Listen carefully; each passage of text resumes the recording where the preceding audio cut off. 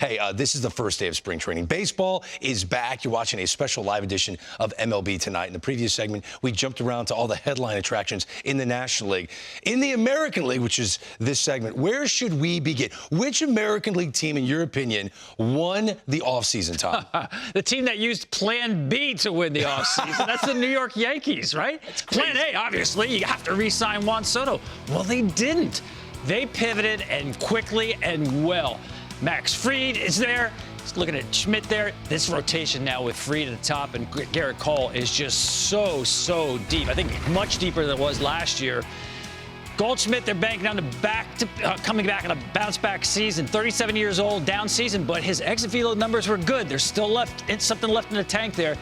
Devin Williams was a steal from the Milwaukee. I was about to ask you, was that the most important acquisition of the four on the screen right there? You know, Clay Holmes had his troubles there closing games for a while there. Sinker ball guy puts the ball in play. A swing and miss guy like Devin Williams, he's money back there. That was huge. I think that's the most important acquisition they had. I think Cody Bellinger is a player that you can dream on to hit in front of Aaron Judge because MVP's in there. He's won an MVP before. So if he's going to do it again, especially what could be a walk year for him if he opts out, what Juan Soto did with Aaron Judge on the on-deck circle, Cody Bellinger has to have an uptick offensively. I'm looking to see what James Rouse and the hitting crew there with the Yankees, the coaches, do with him with his swing. Because not that you have to change a whole lot, but going from Wrigley to Yankee Stadium, Wrigley played very big last year because of the wind and temperatures. But he needs to get the ball in the air to the pull side once again. And that's when you play in Yankee Stadium, that's what you want to do. Wouldn't be surprised if he has a big power year. Yankees are heavily favored in the AL East or no? They're a team to beat, defending champions, but even on paper, I'll give it to them, yeah. Okay, and we think that they're even better. There's another team that we think is even better from last year. That's the Boston Red Sox. Why? They acquired Garrett Crochet. Tom, was this the arm the Red Sox needed to make themselves relevant again? There's no doubt about that. They have some really good homegrown starters we saw last year, getting pushed the full season first year. All of them right-handed. They set out they wanted a lefty. They got one of the best lefty power arms in the game in Garrett Crochet. Wouldn't surprise me if you see Boston go with a six-man rotation. You see Walker Buehler slotted in the number 2 spot now behind Garrett Crochet. I think they'll go with that six-man rotation. They've got plenty of depth to do that. But they've got a difference maker, a horse at the start of it now in Garrett Crochet. What's the likelihood the Boston Red Sox add another signature bat before opening day? I think it's less than 50%. I think the reinforcements here, Greg, are in the minor league system. They have such a great crop of position players coming up. You know, whether it's Roman Anthony, Christian Campbell, Marcelo Mayer. Those guys are going to make an impact at some point. Maybe Campbell from day one. We don't know yet. But I think sort of like Detroit last year, when those young players popped up in the second half of the season and stepped forward, I think Boston's got those possibilities. Okay, so Boston is much improved. I don't know if we can say the same thing about the Baltimore Orioles.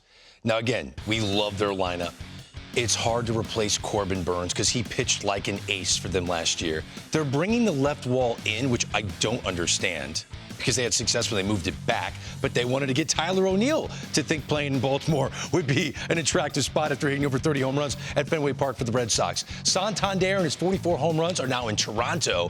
Charlie Morton's in the rotation instead of Corbin Burnes. What do you make of this Baltimore Orioles team all season? Yeah, it was very targeted what they did. They needed some help on the right-hand side, power from the right-hand side. You saw with Sanchez and O'Neill. They did add there. They didn't have that big splash, Greg, but they actually boosted their payroll percentage-wise more than anybody else. So let's see how it plays out. But I agree with you. Corbin Burnes is a big loss. I love Charlie Morton, but he's not the number 1 that Corbin Burnes is. So I still love the position players, the core of this team.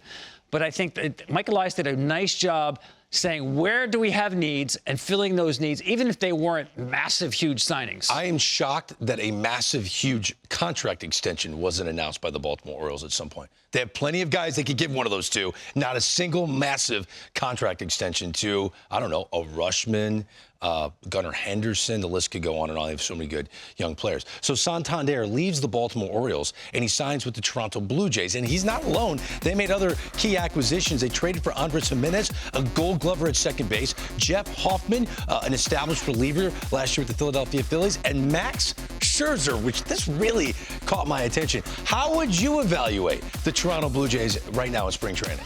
Well, we talked the Yankees going to Plan B. I think the Blue Jays got down to about D, E, or F, right? Yeah, All the players probably. they went after and didn't get, but they did okay. The Santander contract was really cheap when you think about deferred money, $14 a year for a guy who hit 44 home runs last year. Love that. They needed more power. Jimenez, I think, is going to have a bounce-back season and get back to his offensive game from a couple of years ago. And the Scherzer signing is a little bit of a flyer. Is he going to throw 200 innings? No. But he's going to give you A-quality stuff. If it's 15 starts, they'll take that. I like their rotation. Hoffman's a valuable guy out of the bullpen. That's a tough division, though, Greg. I'm not sure they did enough to eat into teams like Baltimore and New York. Yeah, it is a difficult division. The AL West is a winnable one. The Texas Rangers won it. I don't think they did, actually. It was the Astros a couple years ago, but they won the World Series. The Texas Rangers have proven that the World Series hangover is real. I don't know if it's going to affect the Dodgers this year, but it affected the Rangers. They've got these new additions, which I find are fascinating, but they've got a healthy Jacob deGrom leading the rotation.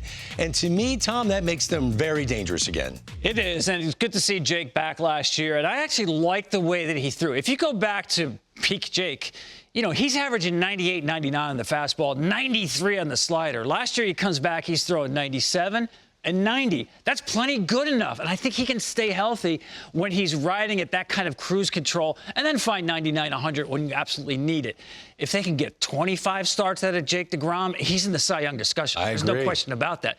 But you saw the power they added there. Last year, the offense, for whatever reason, went absolutely flat. They could not hit good fastballs last year. Higashioka, Peterson, Berger, those guys all mash fastballs. So they filled needs as well. Yeah, I want to see Wyatt Langford continue to improve. I want to see Evan Carter get a chance to continue to evolve. Those young players were important for them. Carter was a couple years ago, but they need that youth injection to continue to get better. The Detroit Tigers were last year's Cinderella story. They just were. And there's going to be a lot of pressure on Tarek Skubal and that rotation to carry this lineup once again. How do you think the Tigers back up that incredible 2024 run, Tom? Well, I think experience plays now. This team, they know they're good, as opposed to starting last year thinking, we think we're going to be good. The playoff experience, all the young players they had in their lineup. Now, Alex Cobb is a little bit delayed, you see there, with the right hip inflammation. He's going to help at some point.